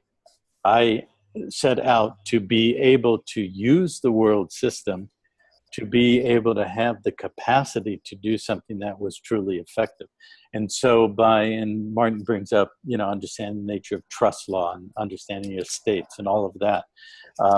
We have designed and structured a way that for as long as the Federal Reserve banking system exists and operates, and that's our utility of monetary function, that we can do that where we do not bind or bond ourselves as a living being. And that's the key. That's where commerce comes in. When you allow yourself to be bonded, to become the bonded surety, to create monetized debt, then you are a bonded indentured servant to that system.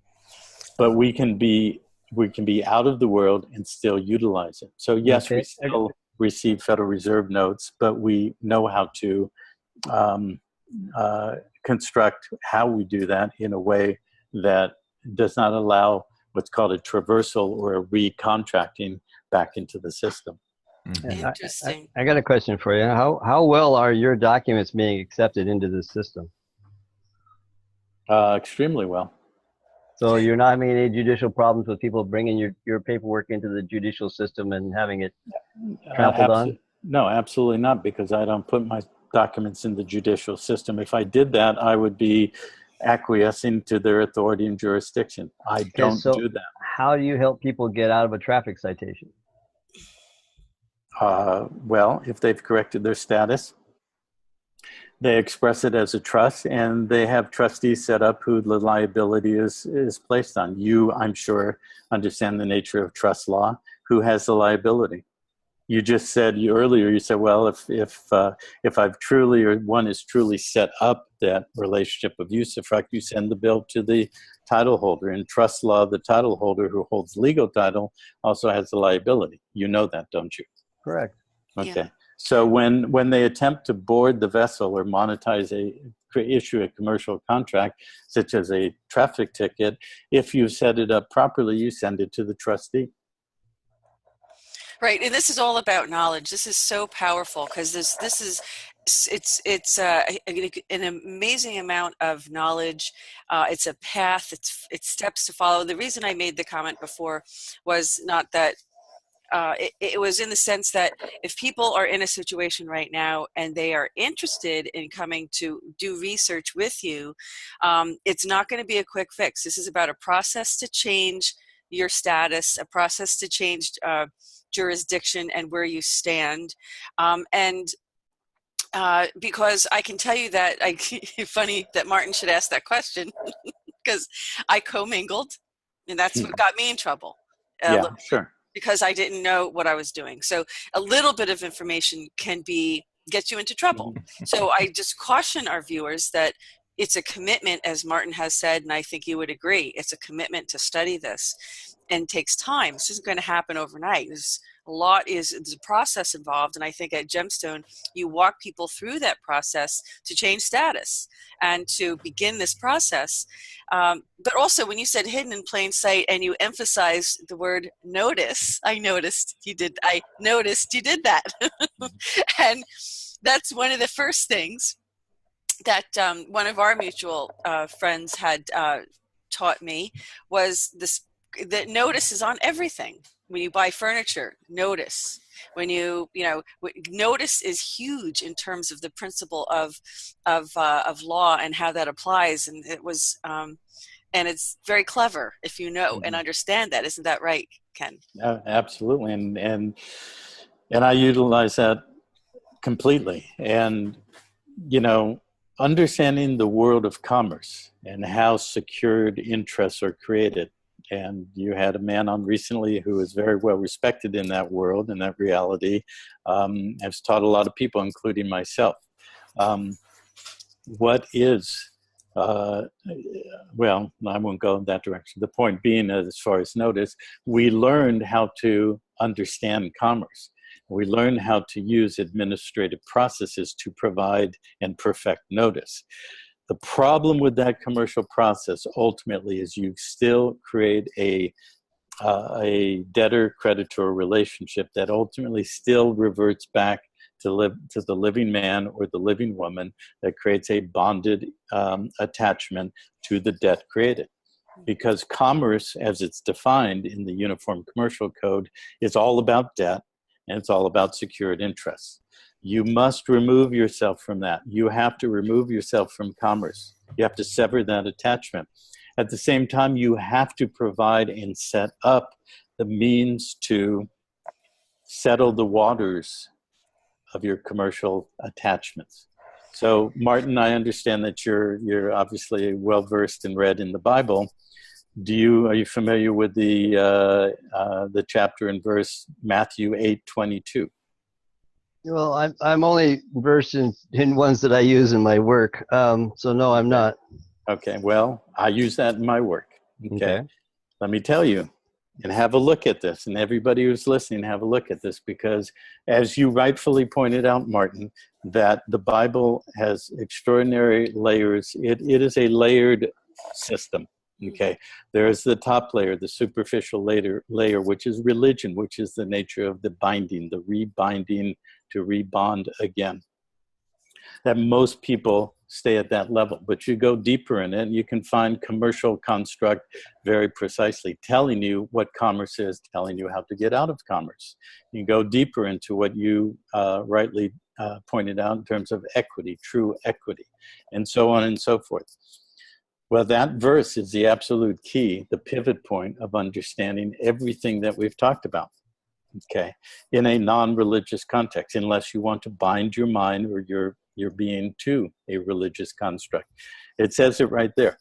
So what it is preceding that verse, it's chapter 8, verse 22. Preceding that, you have Jesus talking amongst the people. And there are many people coming to him wanting to be healed, okay, of their maladies, diseases and so forth. And he's addressing them and addressing not necessarily how they want him to, but he's telling them what he wants them to hear. And then all of a sudden, it shifts to where it says one of the disciples doesn't identify, says, "Excuse me, Master, I have to go see my father who is dying." And the next phrase is, Jesus says, "Let the dead tend to the dead. Follow me." Okay. The very next verse, it suddenly has Jesus and the disciples in a boat on a sea. okay, presumably the Sea of Galilee. And they go out onto the water, and the waters are unstable. They are, stormy and so forth. And the disciples are trying to deal with it, and they can't deal with it. They can't steady the boat. They can't settle the waters. And they turn to him and they say, Master, can you deal with it? He does whatever he does, and the sea goes calm. Why? Because he's a master. Because he is truly the master of his own ship, as opposed to being in a ghost vessel created as a vessel in commerce, underwater, in debt, by everything we talked about earlier. And so what does that really mean? What it means is, when he says, let the dead tend to the dead, if you try to settle things in the realm of the dead, which is what commerce is. I could walk you through 5,000 years from the Egyptian Book of the Dead to all the Egyptian pantheon and all the rest of it, through Babylon and so forth. It's all about creating the realm of the dead. We're talking about corporations. Is a corporation real? No, it's a fiction. It's a projection that we have allowed ourselves to be entrained to project and give some pseudo life force to, but it is actually a dead entity. Okay, it's a corpse. It's a corporation, and only oration means to speak. So a corporation is speaking through the corpse of the dead. So all these judges in the courts, the traffic ticket that you asked about, Martin, et cetera, these are bonding instruments to recontract us to be in the dead.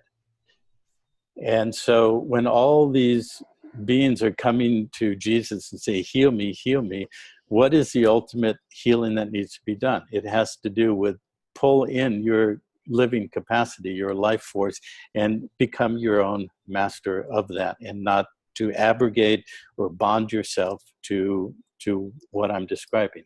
It's a realm of the dead. And so if you engage with trying to settle things commercially, you are trying to tend to the dead. So what that phrase, let the dead tend to the dead, really means is let those who are dead, appoint them as your trustee, appoint them with the liability, whether it's your IRS officer, your judicial officer, or the President of the United States of America or the United States. They're all operating in the realm of the dead. So when we talk about changing your status, we're talking about severing that, moving out of that, and being above the unsettled waters of the sea. That the next phrase, after he says, let the tend to the dead, then he goes onto the water. And the disciples who are still bonded to the realm of the dead, they can't settle the waters. It's the waters of commerce, the sea of commerce. And so he, as a master who has perfected that mastery, can settle the waters. By perfecting your standing and your status, you have the capacity, as Martin asked, how do you settle the traffic ticket? You let the dead tend to the dead. You send it back to them, but you have to have corrected your status. You must have the standing to do that and the capacity to know how to do that and how to direct it. It's funny, yeah. It's funny, Ken, the more I hear you speak, the more I feel that you're actually on the same page with Martin. It's funny. I want to bring out something really interesting, because the people that are listening to this, I want them to understand what he's talking about as far as how you are presumed and assumed to be dead. When you are born, you have a birth, you have a name. The name is put onto a certificate at the hospital or wherever you are born. And then that name or that certificate is then, again, it's a certificate, meaning it's a trust instrument. And that certificate is then recorded at the registrar's office. So the only time you're actually civilly alive in this system is between the day you were born and the day that they recorded you. So when you change your status, you want to change your status back to those days that you were still civilly alive. Because it says in I think it's the 82nd Congress, there's a congressional statement that says that you are civilly dead once registered within the state that you were born. So it's actually, they tell you that you are civilly dead as an entity. All right, we're all corpses. Yeah. All right. So we need to resurrect ourselves, basically. Right, and that's a correction of status is, to bring you back to that point between the time that you were born and the time they registered you. Well, Now, that's one an thing excellent point, one Martin. thing I want Clarify. to tell Ken real Go ahead. fast. One thing, Ken, I don't know if you're doing this or not, but you might want to think about this. Once you get these statuses corrected, take them down to the state registrar's office and re-record the status, because that then changes their position as being the party to being the trustee. Then you have the ability to offset. Yeah. Yeah, Ken is a I'm aware of genius. that. Ken is a Okay. genius. He tells Okay. people to do this, I'm sure. All He's right. such a genius that, I have to tell you, we're at the 1.5 hour mark, and our last half an hour now, we're going to focus on getting to, no, you're both genius. There's so much genius here that I'm almost speechless, and that's hard for me. Yeah, I bet. Yeah, Steve and Martin both, No comment. Thanks. Really? Steve knows when to direct me to insert. You'll demur to that point then. So no, it's all good, but I think it's brilliant, and this is exactly, Martin does help. There's different levels of people in the audience, and so what we're doing here is, I hope we haven't gone too far over people's heads. There's lots of people who do get some of this. Martin has been on before. We've had other people on talking about some of this, but not exactly what we're talking about. It's so brilliant, Ken.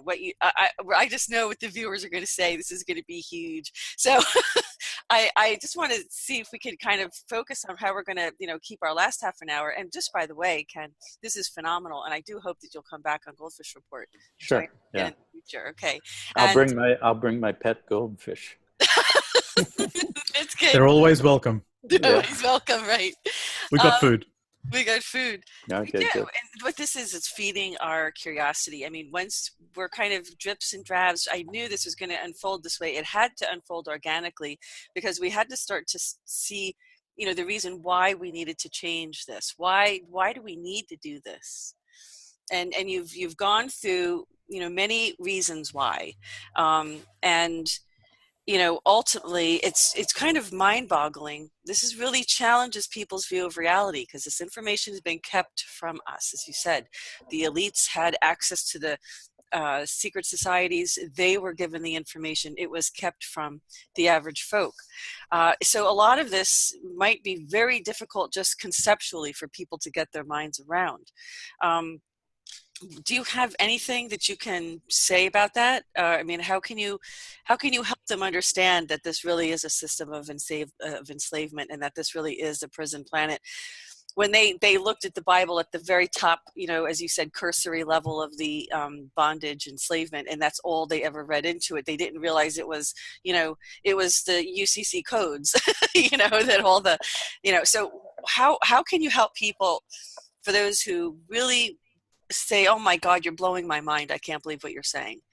How do you address those initial people that get that there's a problem, they just don't understand, really how is it that they can just conceptually embrace the fact that we've been hoodwinked and we need to get ourselves out of it? Sure. Well, I think the easiest proof of you're asking, where's the proof? How can we have people get their true condition, slavery, and et cetera, et cetera? Look around. Okay. Look at your life. Is it one of true freedom, or is it really a diminishing capacity based on acquiescence out of fear and survival? Remember what I said at the beginning: lack, limitation, underwritten by fear and survival. Okay. That is and we talked about consciousness. We talked about the entrainment of our consciousness to accept that, to allow ourselves to be bonded in that reality, and accept that diminishing capacity. And people are waking up. And they have been at a exponential rate for the last 20, 30 years. When I started this, as I'm sure it's the same with Martin and many people I knew in the late 80s, early 90s, when I first started, it was very few and far between. You could not talk about this, and you could not find hardly anybody who you could talk with this about. Now it's everywhere. Now there are truly millions of people aware of it.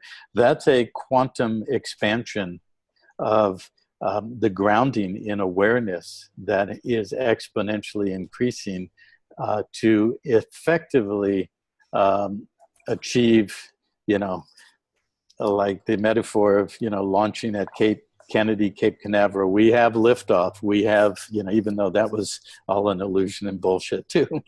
But what was the metaphor? We have liftoff. We have stage rockets, and we have left the gravitational hold of this matrix system. This is what we are achieving now, and we're achieving it as a collective body, not individually. You can't be well, for me, you can't do this as an isolation. You must do it within a collective whole. Yeah. And so that bifurcation that I brought up, that I saw everybody's head go, yes, I get it. It is still an individual choice.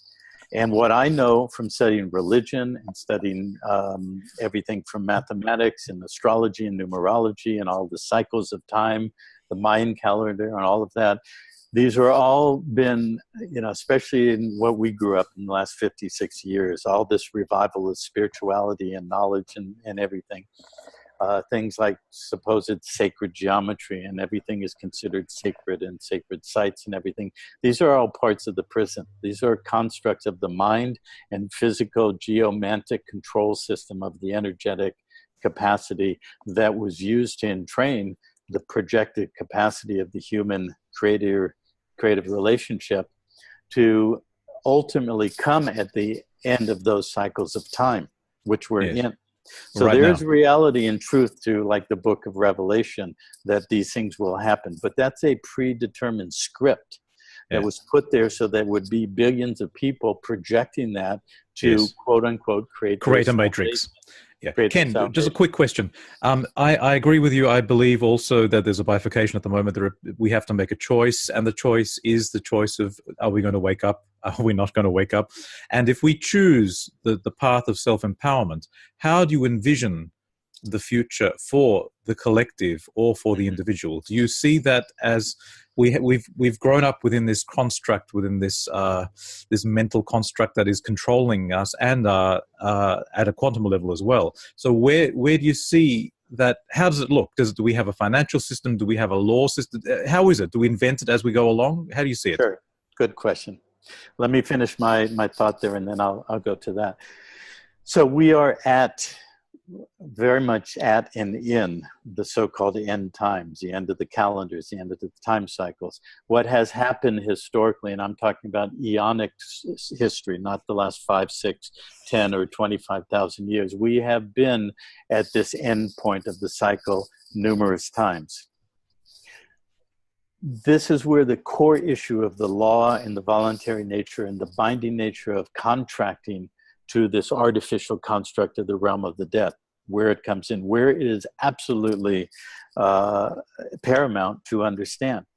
Because unless we choose to sever that bonded contractual relationship, we have, going back to that 1302 papal bull that says, I, the Pope, the papacy, own all land, flesh, and souls. That's a harvesting relationship. Okay, we are at the end of the harvesting cycle. If you do not internally and externally choose to sever that, you are contractually bound to be harvested and to be recycled.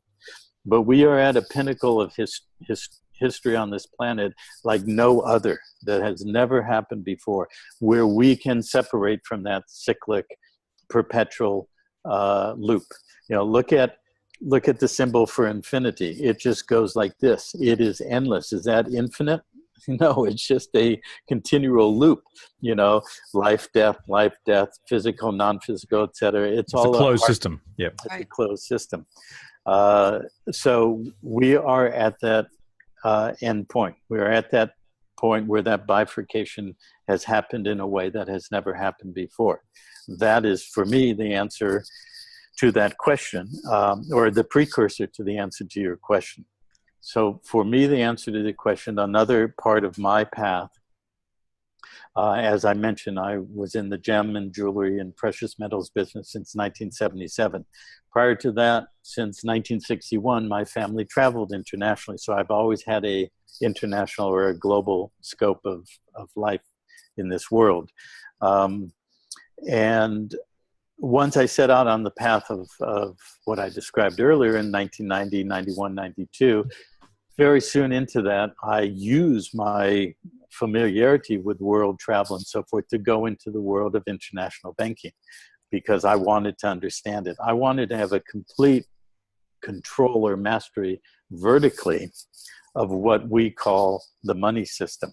Okay, to be able to have primary control of the means of creation of capital and money and so forth, but not in the negative sense that I came to learn, the bonded, monetized debt system, which is death. It's the realm of death. So I've been immersed in that world of international banking, primary functions of how money is created since the early 90s. That's another part of our society and Gemstone and so forth. We teach people the truth of how money is created, money mechanics. But at the same time, there has been a movement of many, many people on this planet who knew and understood a lot of what, we've talked about on this call.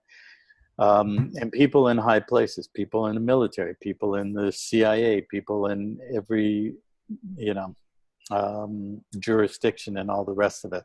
Suffice to say, we are at a staging point where things are now in place irrevocably to actually start substantiating a new world system, one that creates what we call money that is not in the debt system.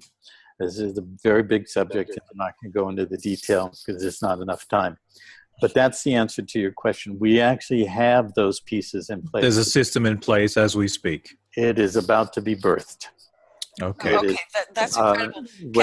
When you talk about No. Let me finish. Yeah. Well, I'm just going to say that Louisa, you're a mother.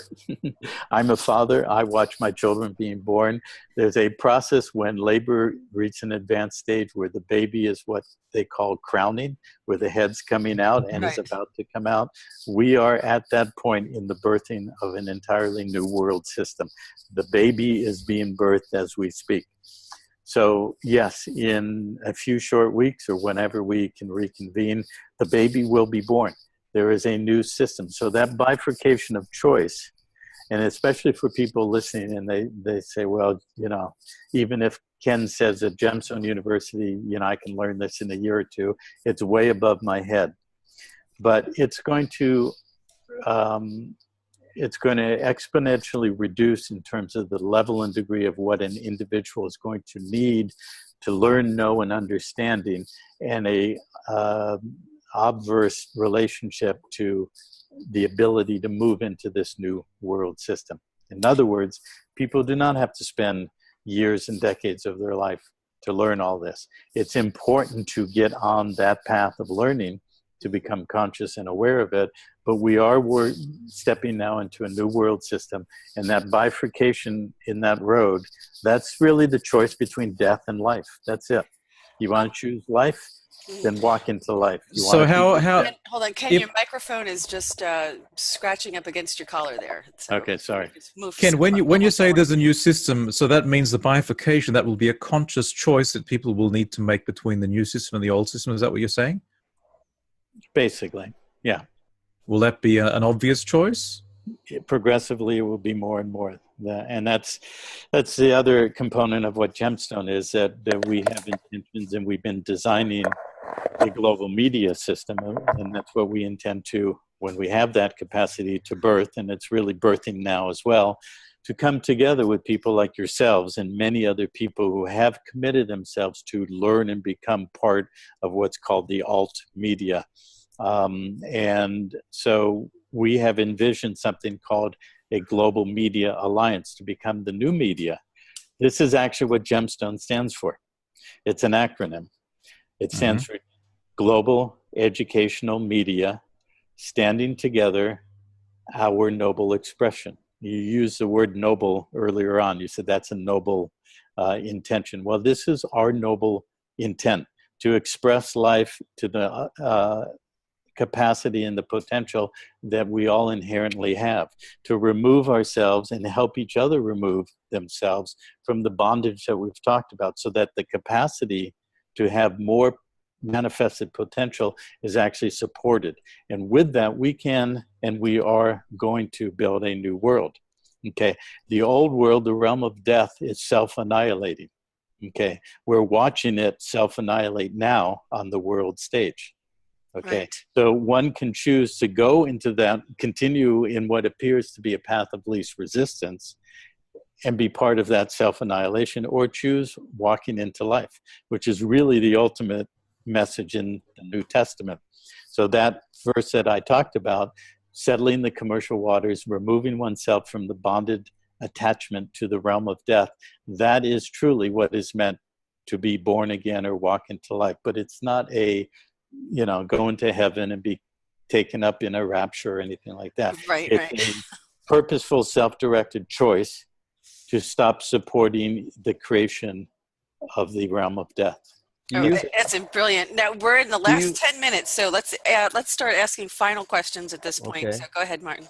I was going to say, do you fear if you make this too easy that people will become complacent like they are now and not do the research or do the seeking? If you make this system of yours or the system that you were talking about too easy? Well, I can definitely guarantee you it's not too easy. Well, at this point, but that's what you're saying. You're saying you want to develop it to a point where it's like a 5-stage area or whatever, how many stages. I appreciate the question. And I don't see it. I see a parallel between the expanding capabilities of people, and we live in a holographic reality. So as the quantum expression of those who are grounded in what we're talking about expands, that's going to have a osmotic or an osmosis relationship to those who are yet unawake. So it will cause spontaneous awakening and opening up to where their ability to step up to this will be vastly enhanced or advanced from where they are today. Because I look at, like I said, 20, 25, 30 years ago, very few people had the capacity to even think in these terms. Absolutely. Now there are millions. And it's interesting because right now, if this system they were to flood this system with abundance of monetary value, and everybody would go, well, my problems are all solved, I don't need to seek anything else anymore. I can see people just walking away and not doing any more research or not doing any more. Those type of people will just be complacent again, and it'll happen to their next 3-4 generations later. Well, that's my biggest, Well, some will, maybe many will, but part of our intention is building a multi-generational, what I've always called Pantera and Gemstone. It's a multi-generational legacy. It's the same as what you would call a trust. Right. I do not believe in personal ownership or, great amassing of wealth on a personal name. That's the old model. That's a hierarchical model, the alpha male on the top of the pyramid, and all that basically reptilian crap. Okay. Right. So when I create value and wealth, it's a collective value. It's going to be directed. I am the overseer and the director, essentially, of this society, but we teach people how to birth their own societies and to do the same thing in a non-hierarchical way. So, it could be called a benevolent dictatorship relationship to it or whatever you want. We have to maintain a managerial, directorial relationship to the wealth that's going to emerge into our control and not just give it away in a welfare state kind of construct. Exactly. Let me just say that we have so many more topics to talk about, and we're just going to do some closing. I'm telling you, we're not going to get to all of this. No, but we've got to have them on again. This has been amazing. Steve, do you have any final questions for Ken? Well, it'll just take too long to answer, but I'd just like to say that I think that give them a try. I think it's just. Look, my only fear is, of course, Cabal 2.0. And, every time humans, we copy what we've learned. And the hierarchical system, you can talk about benevolent dictatorship all you like, but it sends chills up my spine because it eventually always leads to a repeat of history. Sure. And so I'm very wary of that. For one, I'd like to say that. Okay, but let me interject this one point. That when Go I ahead. say Go ahead. dictator, I'm talking about myself as someone who has perfected what we've talked about here in terms, including creation of a private society that is its own jurisdiction that they cannot come into. And we're teaching people to do the same thing. I know. I mean, we guys look at Scientology, look at all these other guys. They also look at closely. Yeah, you know what I'm saying? We just watched a 2-hour special about Scientology that's on HBO right now. Okay, it's worrisome. It's worrisome. I know what I'm saying. I'm just throwing it out there. But see, that's why what we very strongly emphasize when we have a course in status correction, we emphasize the internal self-transformation process even more than the external. Because if you do not address it internally, and I've seen many, many people, as I'm sure Martin has and many others, just do the rote mechanics of creating documents and so forth. It requires a high integrity. Yeah, it requires an internal fortitude and a honing of the internal being to, when I use the phrase benevolent dictator, I'm just saying that right now, I know that Pantera is going to have the means, what we might call financial means, to manifest this intention of expanding the university, expanding the media, and so forth. It's going to take a lot of what we call financial means. Of course. It's not going to be, a democratic system where all the members get to decide how to do that. It's going to be directed by myself. So it's hierarchical and not holographic. Okay, but that's the interim period, I would hope. So, yeah, exactly. So, but there is a balance and there's a transition that we have to deal with. We are in a hierarchical reality, and many, many people don't have the internal capacity to I understand that. manage resources. That's my only concern. Yeah. So a big part of the Gemstone model is to create educational, and going back to what I said, as a multi-generational legacy, creating something that we're building within the virtual reality, the electronics and all of that, so that the next generation, because quite frankly, I consider most people over the age of 10 to be lost generations. They are too far gone in the programming to be able to really shift into self-responsibility. It was too advanced at that stage. Right. Yep. But so the education through the media and through everything, the electronics. Yep. Everything. We are going to create the education, and we're going to create the environment so that parents who are committed, and we have a lot already. We have families who are coming into our environment to begin educating their children so that they become the next generation. That's the legacy that they inherit. It's very funny because what you're saying is exactly what Louise and I have been talking about for a long time, not necessarily on camera, but it's all about education. It's re-education. It's about media reaching people. Media has been controlling us and dominating us for the last 100 years and longer. So it's very, it's insidious, and we have to but who decides? That's the question. The benevolent dictator, the guy that knows better than the rest. I mean, but somebody has to make a stand and give people choice. It's a fine line. Yes, you'll agree with me. It's a fine line. Yeah. Okay. Well, I wanted to say, I think, Steve, excellent. Thank you so much. And Martin, thank you so much for your incredible contribution to this. Ken, I just want to thank you so much. This has been really an incredible time that we've spent together, getting to know each other. Sorry about talking over each other sometimes, but it's just, it's the nature of, the nature of the beast. It's the nature of the beast. The goldfish. Nature of the goldfish. These dark goldfish, they just keep nipping at you. I like that, Ken. Yeah, I got it faced. I can do a goldfish. It has been fantastic. But I want to ask. Thanks for coming on.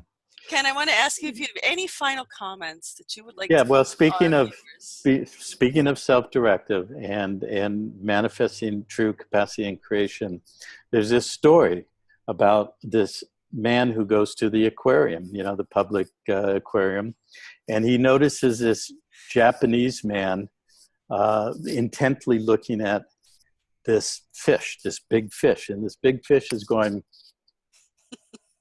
through the glass, and the Japanese man is directing himself, and the Japanese man is looking at him, and the fish is going, and the Japanese man goes, "Hi, hi," and the fish goes, "Hi, hi." Okay. Yeah. And then the man watching this goes up to the Japanese man and says, how do you do that?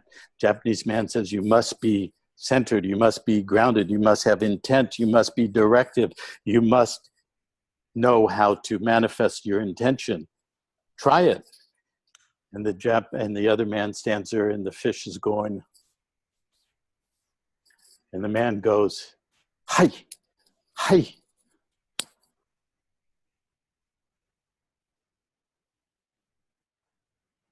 In other words, the fish took control of him. Do I have to explain Is that what happened today too? The fish took control. No. In other words, the man tries to be That was intentional good. No. to control the fish, and all of a sudden he And the starts fish going, controls him. you know, if you have So to, we're all very fish, good. really. We're all fish. No, that's Yeah, really good. so- It took us, no, it's after the 2 hours. well, when I It was saw a the little blank delayed. stare on your face, you're going like, It was just a delayed reaction, that's all. It's the internet. It's the internet. Because we're do all I have to explain it? This Well, is there was no fantastic. fingers involved, but you know. Right? Oh, okay. So That was great. it's all about intention. It's all about expressing your will, okay? Not to be willless, because Martin brought up, you know, it's another aspect. He's brought up trust law, but ultimately it's about estate law, when estates are about how property is held and so forth. And we've abandoned the estate, okay? And we have abandoned our will, okay? And so it's about accessing who we really are and expressing our will and what we intend. So many people have a lot of intention, but have lost the understanding of how to express it through intent and through will and purpose. That's a big part of what we have integrated in our status correction process in our education, is to understand what intent is and how to not be willful, but how to be intentional. Okay, So, and I think that's where we're going to go to the next. We're going to Martin. Go ahead. You get the last. Well, I was gonna tell one more story here, that if people that is it a fish story? no, fish it's kind of story? sort of like a fish story. It's a story about Socrates and Aristotle walking on the beach one day, and Aristotle says to Socrates, you know, you constantly talk about a burning desire. What do you mean by burning desire? Socrates says, well, follow me out here into the waves. And he follows him out there, and he gets up to neck deep in the water. Socrates grabs Aristotle by the back of the head, shoves him into the water, and holds him. And he's flailing. His arms are flailing. He's flailing and flailing, and finally lets him up, and he goes, did you have a burning desire to breathe? That's the burning desire you need to want to do this, to change your life. You need to have that burning desire in order to study this stuff, because it is in depth. When you get into this, it is like a master's degree in economics, master's degree in law, master's degree in systems. You have to have that burning desire to change your life. That's what it's about. As if your next breath depends on it. Yes. Right. Yep. Which it does. It does. It does, literally and metaphorically. Gentlemen, I just want to tell you what an incredible time we have spent together. This has been really just amazing. I think our viewers are absolutely going to be amazed. I think that we've given something to everybody here. We certainly have planted many, many seeds for them to start understanding, and maybe things in their own life are starting to make sense. Maybe we've connected so many dots, which is really, I think, the place you have to start, Ken, if I'm not mistaken, because they are so disparate that unless you start connecting those dots and people start seeing that relationship, then it's sometimes beyond someone's reach to really begin to kind of delve into this. So we know that Gemstone University is a place to go to really start to learn this. We are going to, just for our viewers, we are going to have this contact information in the description section of this video. We'll have all of Ken's contact information, well, the websites that and Gemstone University and Pantera. We're going to have all of those contact information in our description section. We also want to thank our viewers very much for your support. for your videos. Please feel free to comment on this politely in our comment section. We really have the best viewers in the world, I have to tell you. And there's a lot of them that are really, really onto this. So I'm really going to be looking at, for you, the viewer, how you're receiving this information, and let us know how we did. Let us know what you think of what we presented today, and what you think you might do. Do you think you might do you see the dots that we connected? Do you see how this whole thing is put together? Do you have that will to want to release yourself from this prison? Because it's something that we're all in this boat together. So we can do it together, or you can do it by yourself, which is a much harder thing to do.